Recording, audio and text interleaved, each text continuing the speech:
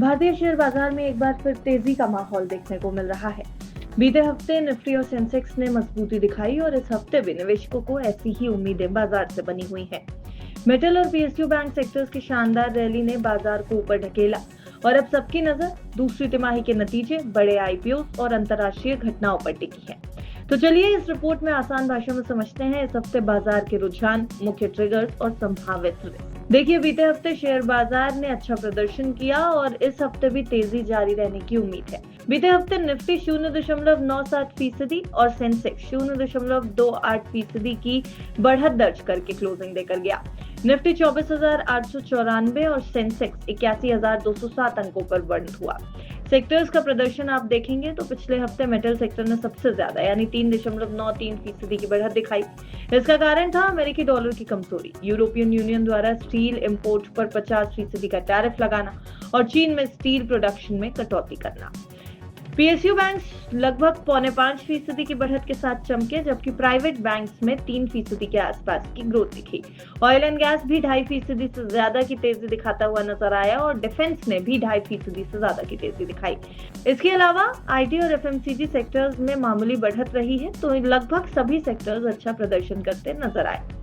Metal और PSU bank sectors की शानदार बढ़त ने बाजार को मजबूती दी है। इस हफ्ते दूसरी तिमाही के नतीजे, बड़े आईपीओ और अंतर्राष्ट्रीय घटनाएं बाजार की दिशा तय करेंगी। देखिए, टेक्निकल चार्ट्स की अगर बात की जाए तो निफ्टी में अभी भी तेजी का माहौल है। डेली चार्ट पर बुलिश कैंडल और हाई हायर लो पैटर्न दिख रहा है। बाजार में खरीदारी भी जारी है। अगर निफ्टी 24,747 के ऊपर बना रहता है तो ये 25,100 से 25,400 तक जा सकता है।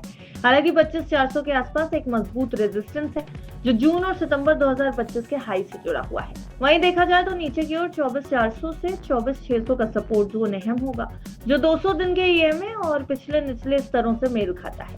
बैंक निफ्टी भी 2.21% बढ़कर 55,589 अंकों पर पहुंचा, जो मजबूती का संकेत दिखा रहा है। अब आने वाले हफ्ते में कुछ बड़े ट्रिगर्स भी हैं जो बाजार के मूड माहौल को तय करने में मदद करेंगे और इसमें सबसे बड़ा ट्रिगर है दूसरी तिमाही के नतीजे यानी Q2 रिजल्ट्स। 9 अक्टूबर को टीसीएस, टाटा एलेक्सी और जीएम ब्रूरीज जैसी कंपनियां अपने तिमाही नतीजे जारी करेंगी। आईटी सेक्टर पर टैरिफ से जुड़ी चिंताओं का असर है, इसलिए टीसीएस के नतीजों पर अधिकतर निवेशकों की नजर रहने वाली है। आईपीओ की लहर भी एक बहुत बड़ा ट्रिगर पॉइंट बाजार के लिए है, क्योंकि इस हफ्ते टाटा कैपिटल और एलजी इलेक्ट्रॉनिक्स जैसे बड़े आईपीओ खुलेंगे। कुल 5 आईपीओ, जिसमें से 4 मेन बोर्ड और एक एसएमई के जरिए करीब 28,500 करोड़ रुपए जुटने की उम्मीद है। इससे बाजार में नकदी की कमी यानी लिक्विडिटी पर असर पड़ सकता है। इसके अलावा कई ऐसे ग्लोबल इवेंट्स हैं जिनसे बाजार की दशा और दिशा तय होने में मदद मिलेगी। 8 अक्टूबर को अमेरिका के एफओएमसी मिनट्स आएंगे, जिनसे ब्याज दरों पर संकेत मिलेंगे। उसके अलावा 9 अक्टूबर को यूएस जॉबलेस क्लेम्स और 7 अक्टूबर को एक्सपोर्ट इंपोर्ट का जारी होना है डेटा। साथ ही अमेरिकी सरकार के शटडाउन का खतरा भी बाजार में हलचल बढ़ा सकता है।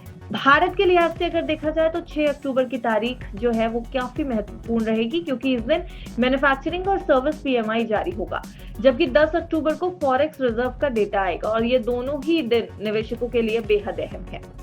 इसके अलावा बाजार के सामने इस समय कई बड़ी चुनौतियां खड़ी हुई हैं।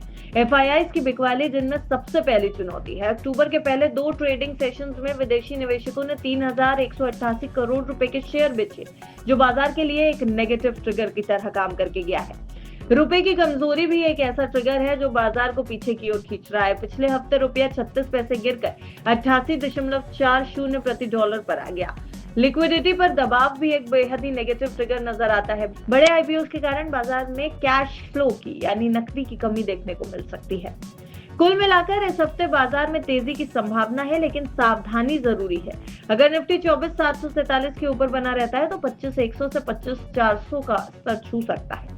निवेशकों को मेटल और पीएसयू बैंक सेक्टर्स पर ध्यान रखना चाहिए, जबकि आईटी कंपनियों के रिजल्ट्स और ग्लोबल टेंशंस पर नजर बनाए रखना बेहद जरूरी है। सपोर्ट और रेजिस्टेंस लेवल को ध्यान में रखते हुए ही निवेश की रणनीति बनाना बेहतर होगा और साथ ही साथ अपने निवेश सलाहकार यानी फाइनेंशियल एडवाइजर की राय जरूर ले लें बाजार में कहीं भी निवेश करने से पहले। ब्यूरो रिपोर्ट, बिज तक।